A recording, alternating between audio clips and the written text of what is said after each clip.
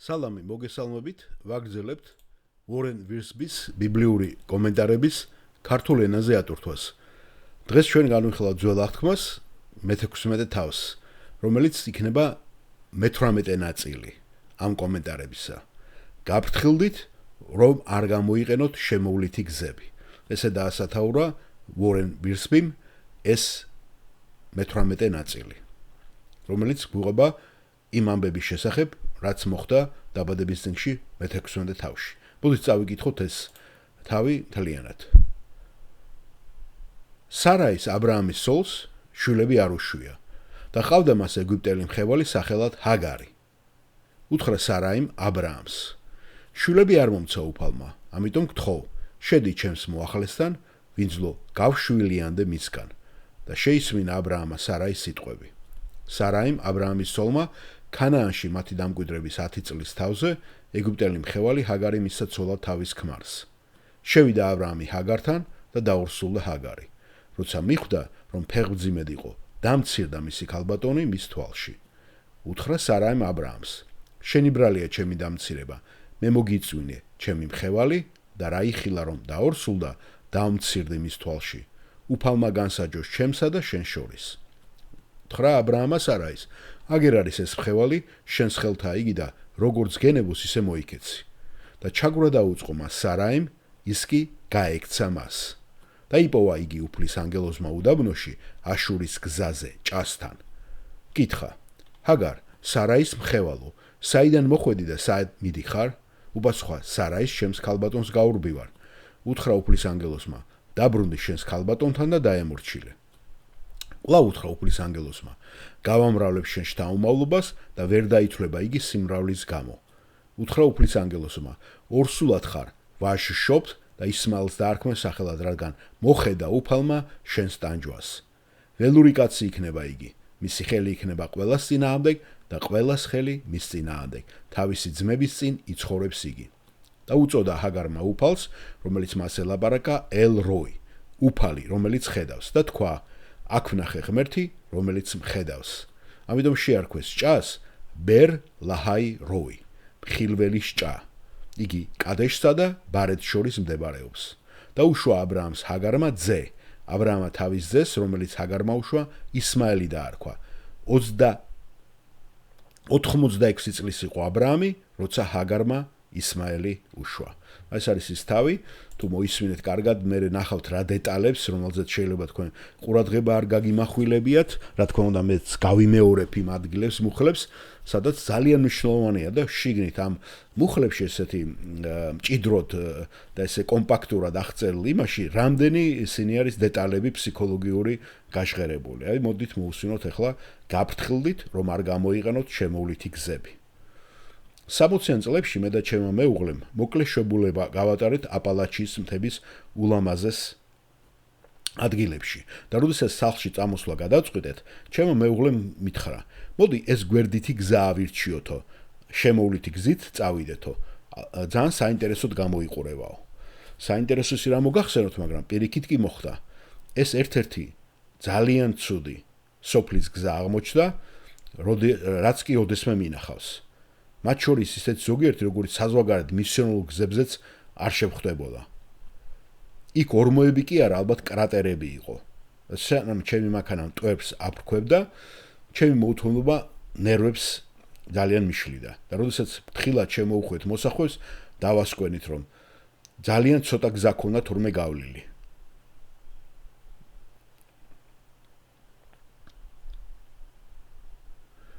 და როდესაც საბოლოოდ მივახციეთ ცივილიზაციას და მოასფალტებულ გზას, გამახსენდა ვენს ჰეფნერის ხშირად ნათქვამი ფრაზა: შემოვლითი გზა ყოველთვის უარესია, ვიდრე მთავარი გზაო. დაბადების მე-16 თავში აღწერილი მტკივნეული გადახვევა, რომელიც აბრაამმა და სარამ გააკეთეს მათ ცხოვრებაში რწმენით მოგზაურობისას, ეს იყო ის გადახვევა, რომელმაც დიდი კონფლიქტი მოიტანა არა მხოლოდ მათ სახლში, არამედ მსოფლიოს ისტორიაშიც კი. ის, რასაც დღევანდელი ჟურნალისტები არაბ-ისრაელის კონფლიქტს უწოდებენ, სწორედ აქ დაიწყო. მაგრამ ეს ისტორია გაცილებით მეტია, ვიდრე უბრალოდ უძველესი ისტორია თანამედროვე შედეგებით. ეს ძალიან კარგი გაკვეთილია ღვთის ხალხისათვის, რწმენით სიარულისა და ღმერთის მიერ თავისი აღთქმების შესრულების მოლოდინის შესახებ, რომელიც მის გზებს და მის დროის მიხედვით გვასწავლის ჩვენ ძალიან ბევრ გაკვეთილებს. როდესაც შეისწავლით აბრაამისა და სარას გამოცდილების ეტაპებს, ნათლად დაინახავთ, თუ რამდენად საშიშია საკუთარ სიბრძნეზე დაყრდნობა. პირველი ქვეთავი ესე დაასათაურა ვორენ ვირსფიმ, ლოდინი, რომელიც პირველ მუხში აღწერილი. აბრაამი ახლა 85 წლის იყო. ის 10 წელია უკვე უფალთან დადიოდა და მან ისწავლა რწმენის შესახებ ძალიან რამოდენიმე ღირებული გაკვეთილი. ღმერთმა აღუთქვა აბრაამს და სარას შვილი, მაგრამ მას არ უთქვია, როდის დაიბადებოდა ეს ბავშვი. და ეს იყო ლოდინის პერიოდი და ადამიანების უმეტესობა ხშირად ყოველთვის გაურბის ამ ლოდინს. მაგრამ ჩვენ ხომ ვიცით, რომ სწორედ რწმენით და მოთმინებით ვიმკვიდრებთ აღთქმებს, გახსოვთ ებრაელთა წერილი მე-6 თავის მე-12 მუხლი. ღმერთს აქვს სრულყოფილი გრაფიკი ყველაფრისათვის, რისი გაკეთებაც მას სურს ჩვენთვის.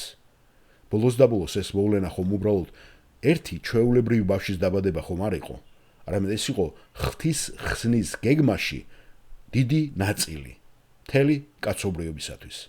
თუმცა როდესაც სარა ამ დანაპირებს ელოდა, მან მოუთმელობა დაკარგა. ეხლა რატომ დაჭირდა ღმერთს ამდენი ხანი ლოდინი? ჩვენ ეს ადრეც მოგახსენეთ წინა თავებში. მას სურდა, რომ აბრაამი და სარა ფიზიკურად ისეთ კონდიციამდე მისულიყვნენ, რომ ყოფილიყვნენ მკვდრები. გამრავლებისთვის მათ რომ არ ქონოდათ პოტენციური შესაძლებლობა. ებრაელთა წერილი 11:12. რათა დიდება მხოლოდ ღმერთს მიეღო. 85 წლის ასაკში აბრაამი ჯერ კიდევ საკმაროდ მამაკაცურად პოტენციის მქონე იყო. მაგრამ აგარისაგან შვილი შეეძინა. ამიტომ სასწაულებრივი ბავშვის დრო ჯერ კიდევ არ დამდგარიყო. ყველაფერი რაც ჭეშმარიტად რწმენით კეთდება, ღვთის დიდებისთვის კეთდება, რომელთა 4:20 და არა ადამიანის ქებისათვის. უფლის მოლოდინის სურვილი კიდევ უფრო ერთი დასტურია, რომ თქვენ რწმენით დადიხართ. ვინც ირწმუნებს, ის არ იჩქარებს. ეს პერიფრაზირება ესაიას 22 თავის მე-16 მუხლის. მე მთლიანად წაგიკითხავთ ამ მუხლს. ამიტომ ასე ამბობს უფალი ღმერთი: აჰა, ქვას დავაფუძნებ სიონში, გამონაცად ქვას, ძვირფას ქვაკუთხედს, საიმედო საძირკველს და მასზე მინდობილს შიში ვერ აჩქარებს. აქედან მოიტანა ვორენ ვირსფიმ, მაგრამ პავლე მოციქული ამ მუხლს კიდევ სხვანაირად ციტირებს. რომელთა მე-10 თავის მე-11-ში და მან განავრცო ამის მნიშვნელობა, ვინც მას ირწმუნებს, არ შერცხვება. იგივე სულიწმინდა შთააგონა ესაიაც და ასევე პავლეს და მას აქვს სრული უფლება, რომ ეს ცვლილება შეიტანოს. და ხშირად ხვდებით ხოლმე ჩვენ ამას როგორც იესოს მიერ, როცა ძველი აღთქმის ციტირება არის და ასევე სხვა ავტორების მიერ ახალ აღთქმაში, უბრალოდ მე ამას კომენტარს ვაკეთებ ჩემით და ჩვენ არ უნდა შეგვეშინდეს ამისი და თვით ჩვენც მე ვფიქრობ, როდესაც ვაკეთებთ ხო რაღაცა ციტირებას, თავარი აზრი არ დაირღვეს, აზრი. და თუ საჭიროა ბიბლიის მუხლი და თავი მიუნიშნოთ, როცა ორიგინალიც ადამიანმა წაიკითხოს, მაგრამ თუ აზრს არ დაარღვევთ, შეიძლება გადაადგილებით ადამიანმა ციტირება მოახდინოს იმისა, რაც დაუშვათ ნათქვამი არის. ეს არ ნიშნავს თუ აზრს არ დაარღვევ რაღაცა ერესის თქმას. რა თქმა უნდა, ყოველთვის ჯობია ორიგინალის მოხმობა, მაგრამ აქვს ავტორებს, აი ვორენ ვირსფიმიც აკეთეს ამას, როცა იმაშვება ან რაღაცა ძირითად ამოიღოს. დიდი წინადადებინა თლიანი ციტირება რო არ მოხდინოს. ძირითად აზრს მოგაწვდით იქიდან. რა არის იქ ძირითადი? და აქ ზუსტად ეს ააჩქარო. ვინც ირწმუნებს, არ ააჩქარებს, მაგრამ ნახეთ რამხელა იყო მუხლი, ხო? ამიტომ ასე ამბობს უფალი ღმერთი, აქ ქვას დავაფუძნებ, თელისერ, მაგრამ იქიდან ძირითადი ამოიღო, რომ მორწმუნე ადამიანი არ ჩქარობს. ეს არის ძირითადი, ხო? ნახეთ, ვინც მას ირწმუნებს, არ შეცხვება. პავლემ კიდევ უფრო გააფართოვა ეს ცნება. როდესაც ჩვენ წყვეთ ღმერთისადმი მინდობას, უკვე ვიწყარებთ აჩქარებას. და ეს ხდება არასწორი მიმართულებით და საბოლოოდ შერცხვენილები ვრჩებით. რწმენის მესამე დასტურია ის, რომ თქვენ მოქმედებთ ღვთის სიტყვის ავტორიტეტით. ასე რომ რწმენა მოსმენიდან მოდის, ხოლო მოსმენა კი ღვთის სიტყვიდან. რომელთა წერილის 10:17. თქვენ შეგიძლიათ იმოქმედოთ რწმენით და იცოდეთ, რომ ღმერთი გაკურთხებთ, თუ დაემორჩილებთ იმას, რასაც ის ამბობს თავის სიტყვაში. ებრაელთა წერილის მე-11 თავში აღწერილია ძალიან ჩვეულებრივი მამაკაცებისა და ქალების დიდებული საქმეები, რომლებმაც გაბედეს ღვთისაღთმების დაჯერება და მისი მცნებების დაცვა. და ბოლოს, როდესაც წმენით მოქმედეთ, ღმერთი მოგცემთ თქვენ სიხარულს და სიმშვიდეს თქვენ ცხოვრებაში. ახლა კი იმედს ღმერთი აგავსებთ, ახლა კი იმედის ღმერთი აგავსებთ ყველა გვარი სიყვარული და მშვიდობით რწმენაში, რომელთა 15-13. კონფლიქტი შეიძლება თქვენს გარშემო იყოს, მაგრამ თქვენ გექნებათ ღვთის მშვიდობა და სიხარული. ეს შესაბამისად ჭეშმარიტი ბიბლიური რწმენის მტკიცებულებაა. პირველი, თქვენ მზად ახართ დაელოდოთ, მეორე, თქვენ მხოლოდ ღვთის დიდებაზე ზრუნავთ, მესამე, თქვენ ემორჩილებით ღვთის სიტყვას და მეოთხე, თქვენში გაქვთ ღვთის სიხარული და სიმშვიდე.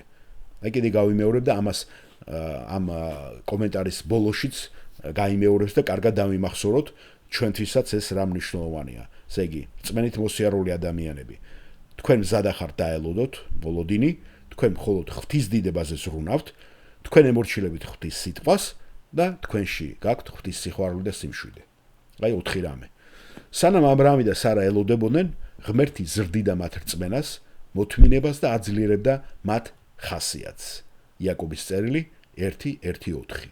ამის შემდეგ კი მოხდა ისეთი რაღაც, რამაც აბრაამი და სარა მტკივნეულ გზაზე დააყენა.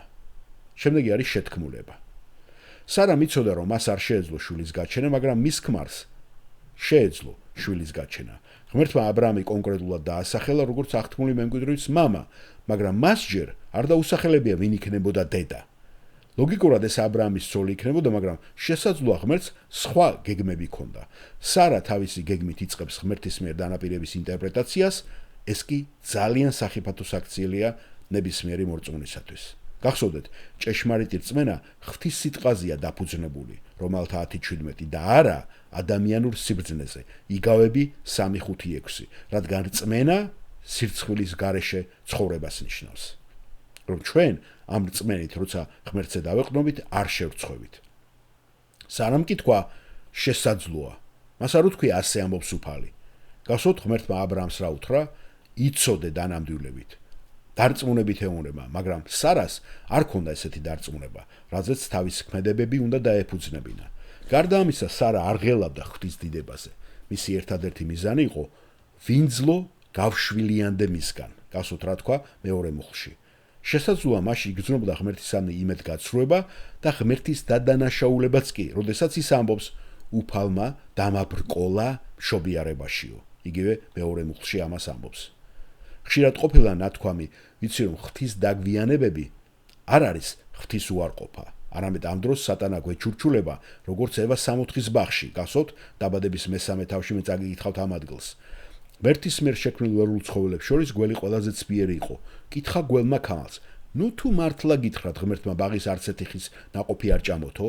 უპასუხა ქალმა: ბაღის ყველა ხის ნაყოფი გვეჭვება, მაგრამ შუა ბაღში რომ ხია, მის ნაყოფებზე გითხრა ღმერთმა არ შეჭამოთ და არ შეეხო თორემ მოკვდებითო. უთხრა გველმა ქალს: არ მოკვდებით, მაგრამ იცის ღმერთმა რომ შეჭამ თუ არა, იმ ხის ნაყოფს თვალი აგეხილება და ღმერთივით კეთილისა და ბოროტის შემცნობელი იქნებით. და დაინახა ქალმა რომ საჭმელად კარგი ჩანდაისხე, თვალთათვის საამური და მიმზიდველი, მაგრამ რადგან შემეცნებას იძლეოდა, მოწყვიტა ნაყოფი და შეჭამა. თავის კაცსაც მისსა და მანაც შეჭამა. ნახეთ როგორ გავს, ხო? გარკვეულწილად არსობრივად ეს ისტორია სარასა და აბრაამის ისტორიას. აბრაამის მიერ აგარის მეორე ცოლად მოყვანა სრულიად კანონიერი და მიღებული იყო იმ დროს ქორწინების კოდექსის მიხედვით. მოგვიანებით წლებში იაკობი ცოლის მოახლეებზეც კი ბილხასა და ზილფაზე დაქორწინდება და თითოეული მას ორ ვაჟს გაუჩენს. უფრო მეტიც, გეგმა წარმატებული ჩანდა, რადგან აგარი შვილის გაჩენის გამო დაორსულდა. შესაძლოა სარა მართალიც იყო, მაგრამ ყველაფერი რაც კანონიერია და რაც მოწონებულია ხალხის თვალში, ღვთის ნებით არ არის დამტკიცებული. ღმერთმა არასოდეს მიიღო აგარი აბრაამის ცოლად. ჩვენ ამას დავინახავთ, ხომ, როცა უფლის ანგელოზი მას სარას მოახლეს უწოდებს და არა აბრაამის მეუღლეს. მოგვიანებით მას ეს ხევალი და მისი ვაჟი ასე უწოდეს 21 თავშიც. და არა აბრაამის ცოლი და ვაჟი. რატომ? რადგან ყველაფერი რაც რწმენით არ არის, ცოდვაა. რომაელთა წერილი 14:23. ღმერთმა უარყო მთელი ეს წამოწყება, რადგან მას აბრაამისა და სარასათვის გაცილებით უკეთესი რამ ჰქონდა ჩაფიქრებული და განზრახული. როდესაც ზემოთ ახსნილ ბიბლიურ რწმენის 4 მტკიცებულებას განიხილავთ, ხედავთ, რომ აბრაამა და სარამ ვერ გაიარეს ეს გამოცდა. მათ არ სურდათ უფლის დალოდება, არამედ ისინი საკუთარი გეგმის განხორციელებას ცდილობდნენ, მაგრამ უშედეგოდ. ისინი მხოლოდ საკუთარი თავის სიამოვნებისათვის მოქონებდნენ და არა ღმერთის განსადიდებლად. ისინი არ ემორჩილებოდნენ მის სიტყვას და მის დაპირებას. ის, რაც მათ გააკეთეს, ნამდვილად არ მოუტანია ამას მათთვის სიხარული და მშვიდობა. არც მათ სახლებში და არც მათ გულებში. შოტლანდიელი რომანისტი ჯორჯ მაკდონალდი მართალი იყო, როდესაც თქვა, რასაც ადამიანი ეკეთებს ღვთის გარეშე, ის უნდა გაფუჭდეს აუცილებლად საშინლადო. მაგრამ უფრო საშინელი იქნება, თუ ის მიაღწევს წარმატებასო.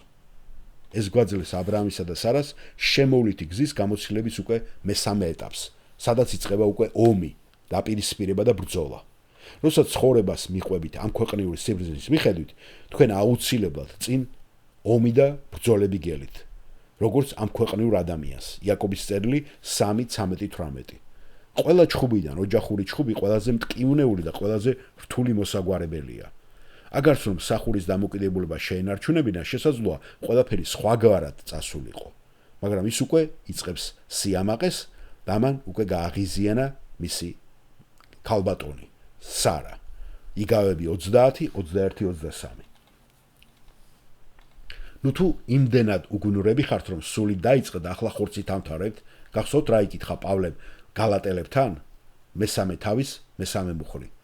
თქვენ ხედავთ, რომ ეს აბრაამის სახლშიც ნათლად ჩანს, რომ მათ დაიწყეს სულით, ეხლა კი ხორცს მიაკითხეს და ხორცით ამთავრებენ. მან და სარამ სული დაიწყეს, როდესაც უფლელი იწამეს, მაგრამ ახლა უკვე მათ ხორცს მიმართეს დახმარებისთვის და ხორცის ზოგიერთი საქმე იწყებს თავის გამოვლენას. იგივე გალატელთა წერილი გახსოვთ მეხუთე თავში აღწერს ამას. აბრაამი და სარა აგარი ერთმანეთთან ომობდნენ, რადგან ისინი პირველ რიგში უფალთან იყვნენ ომში. და უფალთან იმიტომ ომობდნენ, რადგან მათ გულებში იყო ეგოისტური სურვილები, სადაც ისინი ებრძოდნენ ერთმანეთს.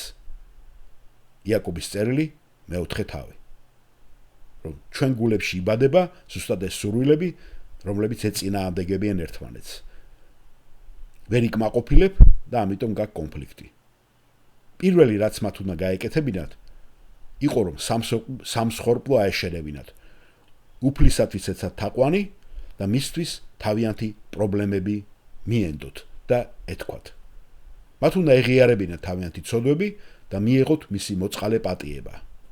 როგორც კი შეწყვეტ ღმერთთან ბრძოლას და საკუთარ თავს დამბრძოლას, უფრო ადვილი იქნება თქვენთვის, რომ აღარ იჩხუბოთ სხვებთანაც. სხვებთან შერიგებისაგან გადადგმული პირველი ნაბიჯი პირველ რიგში ეს ღმერთთან შერიგებაა. თუმცა ცოდვების გულწრფელად გამოხატვის ნაცვლად თითოეულმა მონაწილემ განსხვავებული გზა აირჩია და ამან მხოლოდ გააუარესა სიტუაცია. სარას გამოსავალი იყო ქმრის დადანაშაულება და მსახურის ცუდად მოპყრობა, როდესაც მან თავისი რისხვა გამოხატა. როგორც ჩანს, მას დაავიწყდა ის, რომ თავიდანვე მან შესთავაზა მის ქმარს ზუსტად ეს ჩანაფიქრი და ეს გეგმა, რომ აგარზე დაქორწინებულიყო. აბრაამის გამოსავალი იყო ცოლისათვის დათმობა და სახლში სულიერი ხელმძღვანელობის უარყოფა. მან ეს ხელმძღვანელობა დროებით სარას დაუთმო. მას უნდა შეებრალებინა ორსულად უმწეო მსახური, მაგრამ მან სარას უფლება მისცა, რომ ცუდად მოპყრობოდა მას. ანუ წაუყრუა ამ პრობლემას და არ ჩაუღრმავდა, არ შეეცადა მის მოგვარებას. მას უნდა დაეძახებინა ყველასთვის და ღმერთის სამსხვერპლოს წინ დაეყენებინა, რაც მან არ გააკეთა. აგარის გამოსავალი პრობლემისაგან კი გაქცევა იყო. ეს ტაქტიკა ის არის, რომელიც ყველამ ჩვენ ადამისა და ევასგან ვისწავლეთ. გახსოვთ დაბადების წიგნში, როდესაც ისინი გაურბიან ღმერთს და იმალებიან ბაღში. თუმცა მალევე აღმოაჩენ, როდესაც ამას აკეთებ, რომ პრობლემის გადაჭრა გაქცევით ვერანაირად ვერ ხერხდება და შეუძლებელია. აბრაამა კი ეს მაშინ ისწავლა, როდესაც ეგვიპტეში გაიქცა, გახსოვთ, როცა შიმშილი ჩამოვარდა. სახლში მცირე ხნით მშვიდობა იყო, მაგრამ ეს არ იყო ღვთის მშვიდობა. ეს მხოლოდ მყიფე, დროებითი ზავი იყო, რომელიც აუცილებლად მალე ჩაიშლებოდა. შემდეგი ქვეთავი არის დამორჩილება. იაკობის მეოთხე თავში იაკობი ნათლად აღწერს თავის წერილში პირველ და მეათე მუხლებში და განმარტავს თუ რატომ მიბრძვიან ქრისტიანები ერთმანეთს და როგორ შეუძლიათ ქრისტიანებს მშვიდობიანად ყოფნა. ჩვენი ბრძოლები ჩვენს შორის იმის გამო ხდება, რომ ჩვენ ვემორჩილებით ჩვენ სამ მტერს. პირველი სამყარო, იაკობი 4:4, ხორცს პირველი მუხლი და ეშმაკს მეშვიდე მუხლი ამ მეოთხე იაკობის წერილის მეოთხე თავის მეშვიდე მუხლიდან. კიდევ ვიმეორებ, ჩვენ გვყავს სამი მტერი: სამყარო, ხორცი, ჩვენი ცოდული ბუნება და ეშმაკი. როგორ შეგვიძლია მოველოდოთ ღმერთთან და ერთმანეთთან მშვიდობას, თუ ჩვენ სატანისათვის და ღმერთის მტრისთებისათვის ცხოვრობთ. ჩვენ ვიცით, რომ ღმერთი ეწინააღმდეგება ამაყებს, თამდავლებს კი მადლს ანიჭებს. ამიტომ დაემორჩილოთ ღმერთს, გვეუბნება იაკობი ამ მეოთხე თავში. აგარიც ასევე ღმერთს უნდა დამორჩილებოდა. ეს არის უფლის ანგელოზის პირველი გამოჩენა წმინდა წერილში, რომელიც ზოგადად ჩვენს უფალ იესო ქრისტედ არის იდენტიფიცირებული. დაბადების მე-16 თავში ანგელოზმა აღუთქვა, რომ გააკეთებდა იმას, რაც მხოლოდ ღმერთს შეუძლია, ხოლო მე-13 მუხლში აგარი უკვე მას ანგელოს ღმერთს უწოდებს. იესო ქრისტეს განკაცებამდელი ეს ვიზიტები დედამიწაზე განსაკუთრებული საჭიროებების დასაკმაყოფილება და განსაკუთრებული დავალებების შესასრულებლად იყო განკუთვნილი. ის ფაქტი, რომ ღვთისძემ დროებითი სხეული მიიღო, დატოვა ზეცად და ჩამოვიდა უარყოფილი მხეულის დასახმარებლად, ნამდვილად ავლენს მის მადლს და მის სიყვარულს. მისმა მსახურებმა აბრაამმა და სარამ შესწოდეს უფლისა და აგარის წინააღმდეგ, მაგრამ უფალმა ისინი მაინც არ მიატოვა. ანგელოზმა მას სარას მხევალი უწოდა, რაც იმაზე მეტყველებს, რომ ღმერთი არ იღებდა მის ქორწინებას აბრაამზე. როგორც ჩანს, აგარი ეგვიპტეში ბრუნდებოდა, როდესაც მას ანგელოზი შეხვდა, მაგრამ ღმერთმა უთხრა, რომ დაბრუნებულიყო აბრაამის ბანაკში და დამორჩილებოდა თავის ქალბატონ სარას. ამას დიდი წვენა დასჭირდებოდა ბუნებრივია, რადგან სარა ადრე ცუდად მოექცა აგარს და შესაძლოა იგივე გაემეორებინა ეხლაც. შემდეგ ღმერთი ეუბნება, რომ ორსულად იყო ვაჟით, რომელსაც ისმაელი უნდა დაერქვა. ღმერთი ისმენს. მიუხედავად იმისა, რომ ის არ იქნებოდა აბრაამის მემკვიდრე აღთქმის კურთხევებში, ისმაელი მაინც ისარგებლოდა ღვთის კურთხევით, რადგან ის აბრაამის ძე იყო. ღმერთმა აღუთქვა, რომ გაამრავლებდა ისმაელის შთამომავლებს და დიდ ხალხად აქცევდა. მათეს სახარება 21, 25, 12-18 და მის ასეც მოიქცა, რადგან ისმაელი არაბული ხალხების დამაარსებელია. ისმაელი იქნებოდა როგორც ველური ვირი, რაც არც ისე საამაყო აღწერა ამ ტომის. ეს მას უდაბნოსთან აიგივებდა, სადაც ის შილდოსნის ნიჭით იცხოვრებდა. დაბადება 21 ჩვენ ნახავთ ამას და იობი 24:5-შიც არის აღწერილი ეს. ასევე ავლენდა მის დამოუკიდებელ და მებრძოლ ბუნებას. ის იქნებოდა საძულელი კაცი, რომელიც მტრულად განწყობილი იქნებოდა ყველა თავისი ძმის მიმართ. მიუხედავად იმისა, რომ ეს თვისებები არ უნდა მივაწეროთ ისმაელის ყველა შთამომავალს, საუკუნეების განმავლობაში ებრაელებსა და არაბებს შორის არსებული მტრობა ძალიან კარგად არის ცნობილი იმისათვის, რომ ამის იგნორირება არ შეიძლება. არაბული ერები დამოუკიდებელი ხალხია, რომლებიც უდაბნო მიწებზე ცხოვრობენ და სხვა ერების, განსაკუთრებით ისრაელისა და მისი მოკავშირეების შემოსევებს ეწინააღმდეგებიან. უდაბნოში გატარებულმა გამოცდილებამ აგარი ღმერთთან პირისპირ მიიყვანა და მის შესახებ რამდენიმე მნიშვნელოვანი ჭეშმარიტება ასწავლა. მან შეიტყო, რომ ის არის ცოცხალი ღმერთი, რომელიც ხედავს და ისმენს ჩვენ ტირილს, როცა გვტკივა და ჭის სახელი ნიშნავს მისი, ვინც ცოცხალია და მხედავს. ის არის პირადი ღმერთი, რომელიც ზრუნავს ძალადობის ხელ ადამიანებზე და ჯერ არ დაბადებულ ჩვილებზეც კი. მან იცის მომავალი და ზრუნავს მასზე, ვინც მას ენდობა. აგარი დაბრუნდა და დაემორჩილა სარას. რა თქმა უნდა, მან ბოდიში მოიხადა ამ პარტავნობისათვის, თავისი ქალბატონის ზიზღისათვის და გაქცევისათვის. ის ენდობოდა ღმერთს, რომ დაიცავდა მას და მის შვილს და იზრუნებდა მათზე მომავალ წლებში. ჩვენ არასოდეს ვწყვეთ ცხოვრებისეულ პრობლემებს გაქცევით. დაემორჩილეთ ღმერთს და მიენდეთ მას, რომ სწორედ მან მოაგვაროს თქვენი საქმეები, ისევ და ისევ თქვენი სიკეთისა და მისი დიდებისათვის. სარა უნდა დამორჩილებოდა ღმერთს. საინტერესოა ის თუ როგორ გრძნობდა თავს სარა, როდესაც აგარი დაბრუნდა ბანაკში და მოუყვა ყველაფერი ეს ამბავი, რაც ღმერთმა გადასცა მას. ქონდა თუ არა ღმერთს დრო ღარიბი მსახურისათვის? ზრუნავდა თუ არა ღმერთი მხევალის ბავშვზე? ზრუნავდა თუ არა ის ისრაელის ღმერთი ეგვიპტელზე? დიახ, რადგან ამ ეგვიპტელის ბავშვზე მამა აბრაამი იყავდა და ღმერთს კი აღთქმა ჰქონდა დადებული აბრაამთან. ჩანაწერი არ გვეუბნება იმას თუ როგორ უპასუხა სარამ, მაგრამ როგორც ჩანს მან მიიღო როგორც აგარი, ასევე მისი ანგარიში და უკან მიიღო იგი როგორც მსახური. სარამ მას აღარასოდეს ცუდად აღარ მოქცევია, რადგან ბოლოს და ბოლოს ხო ღმერთი უყურებდა ყველას. აბრაამს ღმერთისადმი მორჩილება მოუწია. მთელი ამ ეპიზოდის განმავლობაში აბრაამ საკმაოდ ძალიან პასიური როლი ითამაშა. მან სარას ნება დართო, აგარი დაერწმუნებინა და ქორწინებულიყო და სარას ნება დართო, აგარი ცუდად მოქცეულიყო და ბანაკიდან გაეძევებინა კიდევაც. როგორც ჩანს, აბრაამ აგარს არანაირად არ შესთავაზა დახმარება. მოგვიანებით მან ეს კომპენსაცია გააკეთა. დაბადების 21 თავში ჩვენ ნახავთ, როდესაც შვილებს აგზავნის სხვადასხვა ადგილებში, რათა ისააკს პრობლემა აღარ შეექმნას. აბრაამი გააკეთეს ამას, მერე კეტურას განაჩვილები ეყოლება და ამას გააკეთეს. მაგრამ როდესაც მისი ვაჟი დაიბადა, ისმაილზე ლაპარაკი, აბრაამმა აღიარა იგი და მორჩილად დაარქვა სახელი, რომელიც ღმერთმა დააკისრა. აბრაამსაც და სარასაც უნდა ესწავლა თავიანთი შეცდომებით ცხოვრება. რა თქმა უნდა, აბრაამს სიამოვნებდა ბიჭის ზრდის ყურება და მოხუცის გული სავსე იყო მისი სიყვარული. ჩვენ ამას მე-17 თავში ნახავთ. მაგრამ აბრაამმა იცოდა, რომ ისმაილი არ იქნებოდა აღთქმის ოჯახის მუდმივი წევრი. ღვთის მიერ ისმაილის პრობლემის გადაწყვეტა არ იყო აბრაამის და სარას ან აგარის დანიშნულება, არამედ სახლში კიდევ ერთი ბავშვის, ისააკის გამოგზავნა. ისმაილმა არ შეუქმნა პრობლემები აბრაამსა და სარას, სანამ ისააკი არ დაიბადებოდა. შემდეგი პრობლემების შექმნა დაიწყო. ამას ჩვენ 21 თავში ნახავთ. როგორც შემდეგ თავებში ნახავთ, ყველა ამ საკითხს ღრმა თეოლოგიური მნიშვნელობა აქვს დღევანდელი ქრისტიანი მორწმუნისათვის. როდესაც ამ თავს გადავხედავთ, დავინახავთ, რომ რომაელთა მიმართ ეპისტოლეს რამდენიმე ძირითადი ტექსტი ილუსტრირებულია აქ ჩაწერილი ტექსტებით. რადგან ყველაფერი, რაც წმენით არ არის, ეს ცოდვაა. რომაელთა 14:23. დარწმუნდით, რომ თქვენი გეგმები და პროცედურები გაივლის ზემოთ აღწერილ 4 წმენის გამოცდას. შეიძლება ადამიანები დაგეთანხმონ და კანონიც გიცავდეთ, მაგრამ თუ ღმერთს არ შეუძლია შენი კურთხევა, ნუ გააკეთებ ამას. მიეცი ღმერთს საშუალება შეასრულოს თავისი ნება თავისი გზით და თავის დროზე. სარა კი ცდილობდა, რომ ღმერთს წინ აღდგომოდა და სწორედ ამას შექმნა ის პრობლემები, რომელიც დღეს ჩვენთანაა მსოფლიოში. ვინც მიიღებს მადლისა და სიმართლის ნიჭს უხვად, იმეფებენ სიცოცხლეში, რომელთა 5:17. დაბადების მე-15 თავში მადლი მეფობდა სიმართლით აბრაამის რწმენის გამო და აბრაამი მეფობდა სიცოცხლეში ღვთისადიდებლად. მაგრამ როდესაც მან ტახტი დატოვა და უფლის გვერდზე დგომა მიატოვა, უკვე მე-16 თავში აქ ჩვენ დავინახეთ, რომ ცოდვამ დაიწყო მის ცხოვრებაში მეფობა.